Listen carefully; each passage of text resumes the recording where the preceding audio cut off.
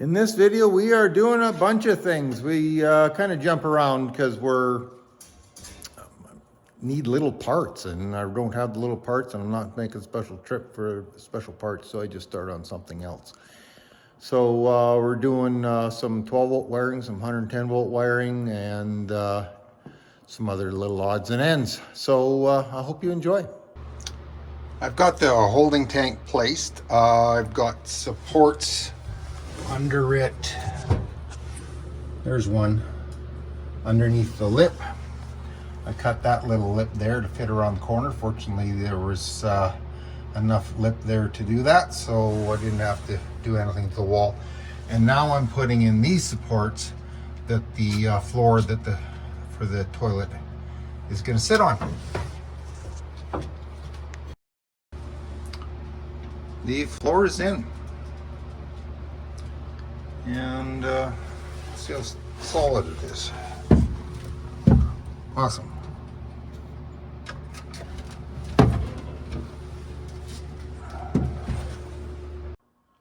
I'm jumping around a little bit, and so I've gone from the holding tank to the water tank, and the reason for that is figuring out where everything's going to fit so I can carry on. So I need to get the holding tank in place so I knew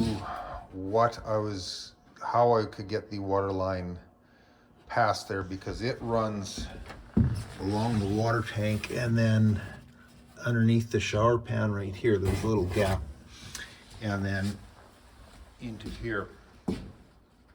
And also I had to determine where the water pump was going to go.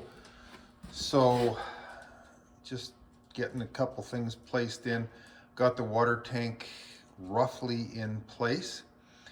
I've got this dinette bench secured, and I got the water tank exactly where it's going to go. I can determine if the water tank or water pump, it can fit in beside the water tank, or if it's got to go underneath the galley. I prefer it by the water tank, just so I'm using up less room underneath the galley. Some of the fun and games. Everything is supposed to be 1 1/4 on this water fill. So this barb fitting, the inside diameter of this pipe, and then the water fill. That's 1 1/4 is 1.25. This is 1.4. This is 1.23, so it's the closest to 1 1/4. And then this is about 1.1. So somehow, hopefully that water pipe will collapse enough to tighten up on here. Tried sliding it onto here, but no, this is designed for 1 1/2. It's a little small for 1 1/2 as well, but it's not big enough for the pipe I got. So that's just some of the fun. And now I'm moving on to the dinette bench. So the structure is good. What I'm going to do is, because the water tank's in there, how's that for making me dizzy? I don't need the sliding door, so I'm just replacing the paneling. I'll take it apart, put new paneling on it. I'll clean this up so it looks new. And then I can put that in place, and I'll know exactly where that water tank is fitting. Well, it's close. It's in there, but it's so tight, you can't get any fittings on it. And when you go to winterize it, you wouldn't be able to get any fittings off. So I'll run a line from the tank to the water pump underneath the galley. Rosie, did you take my masking tape? I was using that. Come back here.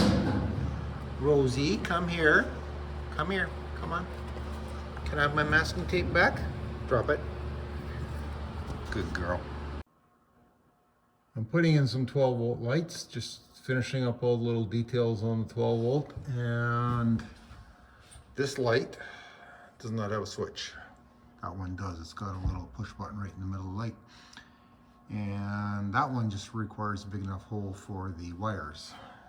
This one is flush fitting. I hope I got it right because I got a big hole in my ceiling. Well, look at that. It fits. I've got a couple finishing issues in the screw holes, but there's just no getting around that. We'll make her look nice. More interesting things you find in the Shasta. When was the last time you saw a foil wrapper from a cigarette package? I guess for some of you, when are you old enough to have seen those? Anyways, I'm gonna continue with the lights here. It's finding treasures in the cupboard. Making really good progress on the 12-volt wiring. I've got all the lights wired in and installed. Up here I've got a couple lights, you can see them there. I got a USB charger, another light there, bathroom light, kitchen light, lights back here. Those big white ones, they've got switches on them. USB charger there. So all that comes back down to here, the water pump. And then right here, this is on the wall for the bathroom. And then this board's gonna fit in there. And mounted in there is going to be the switch for the water heater, the water pump, the lithium battery monitor and controller, and the MPPT, which is a solar charger controller. So what I've got left is I got to put the brackets for the solar panel up on the roof, run the wires down to the solar charger controller, wires down from there to the battery, wires in the battery to the power converter, power center, and then I've got to get a control cable, which is basically network cable. I think it's called an RJ45, something like that. It plugs into the battery. Hopefully there's enough light there. You can, yeah, right there. And so that tells you all what's going on with your battery, and you can also shut your battery off that way. So you got a built-in battery shut off. And then we can move on to the 110 volt. And I was jumping around, holding tank, water tank, all that kind of stuff. So why did I take that left turn? I needed to know where I was going to put the water pump, because would it fit? Best answer, save space, fit it beside the water tank. It wouldn't fit beside the water tank. So I've got to run pipes and so forth up to here. Either way, I had to run pipes. I just didn't know which pipes I was running. And to know all that, I had to figure out exactly where that holding tank was going, so I knew how much room I had underneath. So to know where the water pump was going, I had to know how tight the water tank was. So for that, I had to know what pipes I was running. So for that, I had to know the holding tank. So that's why I take the left turn with some of that plumbing. And I'm back on electricity. Once I've got the 12 volt completed, I am going to start working on 110 volt. That way I can mount that thing, get all those wires tidied up out of my way, and we'll all be good. I've got the solar panel out to get the dimensions and so forth to figure out where to put the brackets. I just can't believe how much smaller panels have gotten. That's a 100-watt panel, and I just put away an older 100-watt panel. I swear it was twice the size. So the connectors have changed up from one, again, that older panel to these. And then I've got this. This mounts on the roof for the wires to go through, so you can seal it up really well. Don't have to worry about leaking. Prior to that, what we used to do was, or you can still do it, run them down a plumbing stack or the fridge vent. Those are two access areas on the roof. So that just fits in there, like that. and then this nut tightens down and it seals it. So that's where I'm at right now. So some of you might be asking how much solar panel, how much battery is enough? Well, I'm not building this trailer to be an off-grid trailer, but I'm building it so that if you are camping without power, because there's a lot of places that's going to occur, that you can get by just fine.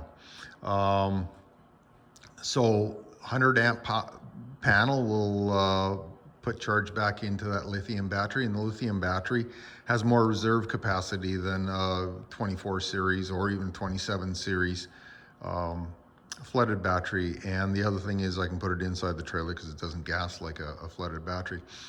For comparison purposes, due to the amount of energy can be stored in the battery and the fact that you can draw it down to about use up 70% of that capacity, as opposed to a flooded battery, you're down about 50% before that power's not enough voltage to use. You're going to end up same physical size of battery from a 24 series to that lithium 100 amp hour, 2.5 to 3 times as much capacity in that little battery. And I'm going to build a system so you can expand it. There's going to be more supports in the roof for another panel if you want to do that. The other thing is what draws power. If you're watching some of these people on or just reading blogs, watching them on YouTube, whatever. The fridge, I've got a propane fridge. It's not an electric fridge, so when you're not camping with power, you're running out propane. It's not drawing a bunch of power. All the lights are LED. The stove is propane. It's not an induction cooktop like a lot of people are putting in vans and so forth. So there's a lot less things that you need the power for. Essentially, if you're camping, you got lights and a water pump. If it's cooler, you got a furnace fan.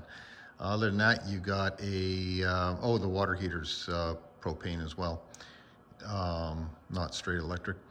And so some of those appliances have a printed circuit board, but that draws so little power, it's not worth talking about. And so you need less capacity if you're not burning much electricity, because you're burning some propane. And you can get propane anywhere.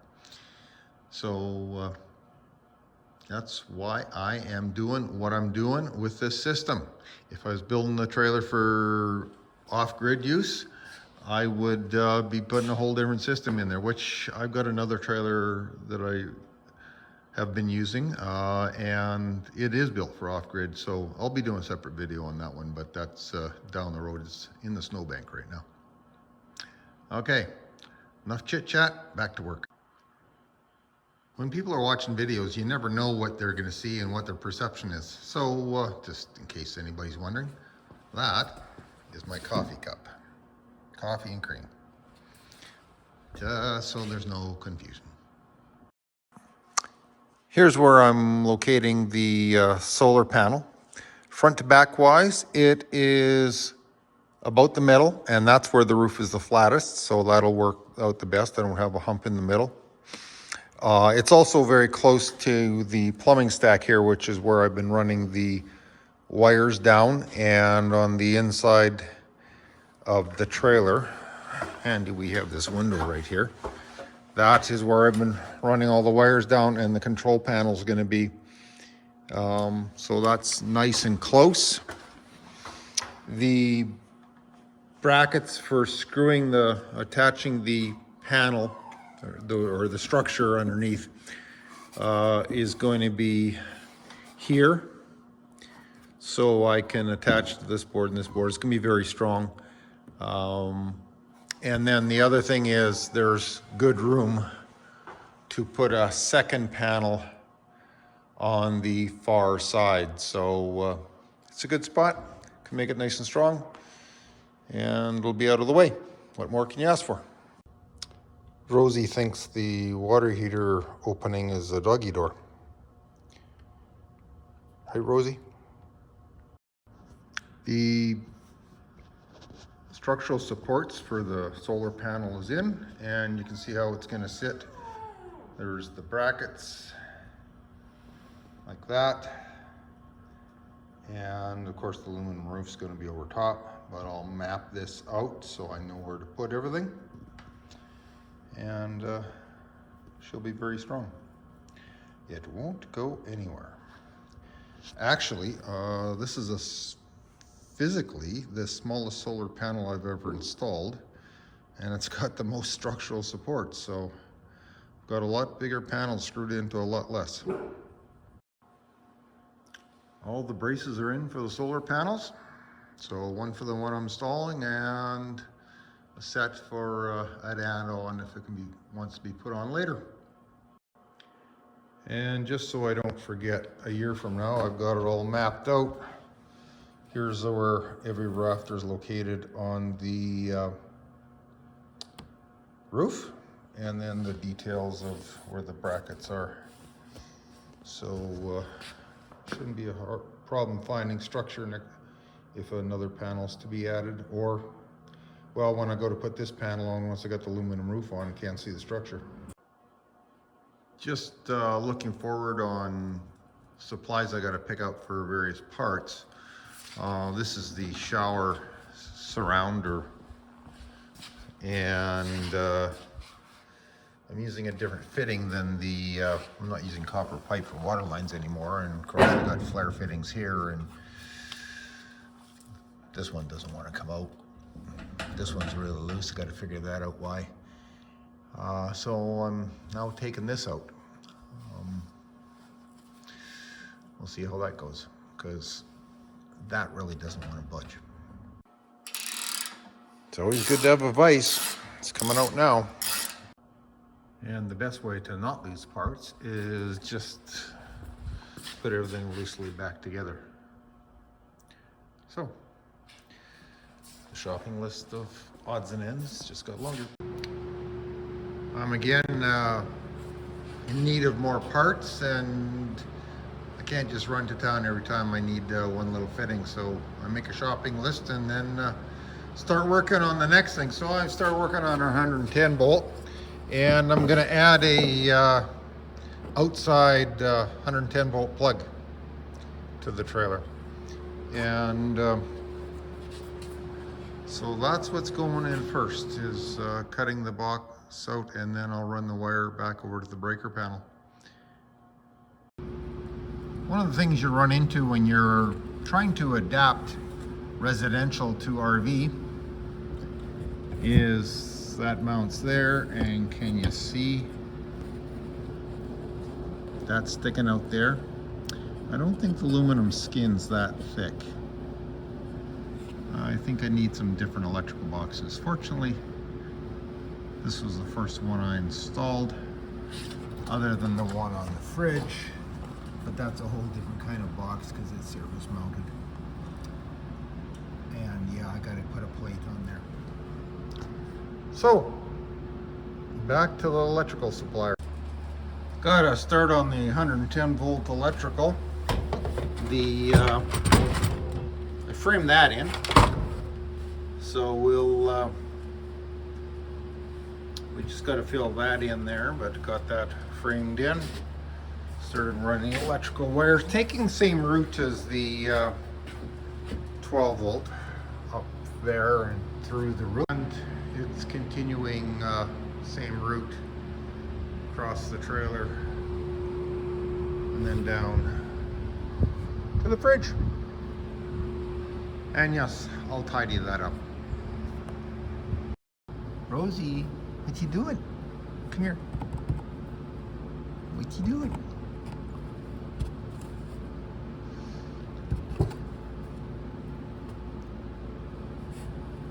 Are you gonna get me? Yeah, I'm fine. Went to town yesterday and picked up all sorts of stuff, including the right kind of electrical boxes that fit flush. So now that's installed. And I had forgotten a cover plate for that box, so I got a cover plate there, so that's good. And the air intake for the furnace that fits flush, the right length, that arrived. So happy about that. So I just got all those little bits and pieces that'll allow me to keep working on everything. So off we go. Now working on the other end of that wire for the fridge and the outside plug. I've run it through here. Rosie, excuse us. And it's going under the back of the here. Got to started to tie it up, and it's running to the power converter. So when I got everything in place and putting the power converter in, it'll all be nice and neat. And yeah, first one wired in. So, but now that I've got all the parts, little odds and ends, I can go back to where I left off. So I got the water heater out here. I've installed the bypass kit, and now I'm about to install the fittings to hook the water lines onto. And then we'll get the water heater placed. We'll hook it into the 12 volt and the 110 volt, and the wires are already run for the switch. So then we'll be in fine shape to move on to the next thing after that. I've got the nipples in, and these are the connectors that the PEX piping will go onto. So I've just got them there, so they're in place, and I just got to put we'll be ready to go to put the piping in. Before putting in the water heater, I put some foam insulation where I put that board in where the somebody along the way had just cut out the floor, so that it's sealed up, and did some sealing around the wheel well too. So I'm just going to trim that and then get working on getting this water heater in here. That's better. What are you doing under there, Rosie? You're causing me to clean up after myself, because you always find stuff. I figured before I got the water heater in there, I better run the electrical, because it's a lot easier to do it before when the water heater's not in the way. So I've got that, and on the same circuit I got this plug in here that's by the sofa, and it's right there, right below the USB outlet.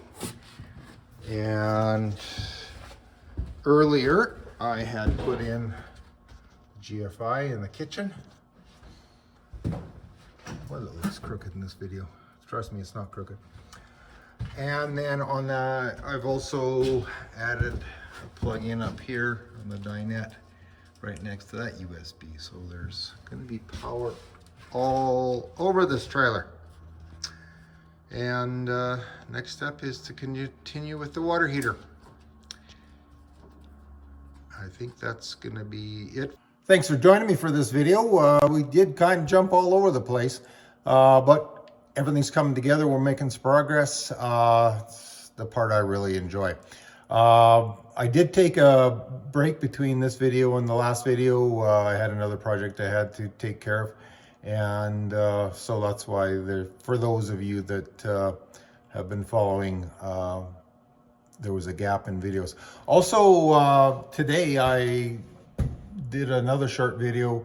I've got a Vanguard fifth wheel 2004 that we've got lithium batteries and solar panels on. And last fall, I changed out one of the solar panels for a bigger one and add another lithium battery. So I was putting all that together. I hadn't tested that system because I did it last winter when it was still cold. So I tested that system. Glad to see everything worked okay. So if you want to see what I was doing there, it's not a real long video, but you might find it interesting if you're interested in solar and lithium batteries.